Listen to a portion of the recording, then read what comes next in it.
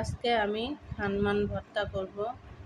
এটাকে আপনারা কী নামে চেনেন আমি জানি না, তবে আমাদের অঞ্চলে এটাকে খানমান বলে। দেখতে কচু শাকের মতো একদম। এটা কালো জিরা দিয়ে ভর্তা করলে অসাধারণ মজা হয়, তাই আজকে আপনাদের মাঝে সেই ভর্তা নিয়ে হাজির হলাম। কালো জিরাটা প্রথমে ভেজে নেবেন। এটা আপনি তেল ছাড়াও ভেজে নিতে পারেন আপনার পছন্দ অনুযায়ী। তেল যারা কম খান তারা তেল ছাড়াই ভেজে নেবেন। আমার কালো জিরা ভাজা শেষ। এখন পেঁয়াজ কুচি, রসুন, কাঁচামরিচ একটু হালকা তেল দিয়ে ভেজে নেব। দেখেন হালকা বাদামি করে ভেজে নেব। এই যে আমার ভাজা হয়ে গেছে।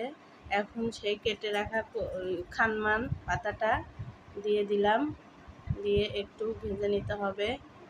আমি একটু পানিটা শুকায়ে নিলাম আর হালকা একটু তেল দিয়ে নিলাম। খুবই কম পরিমাণে তেল, আপনারা সরিষার তেলও ব্যবহার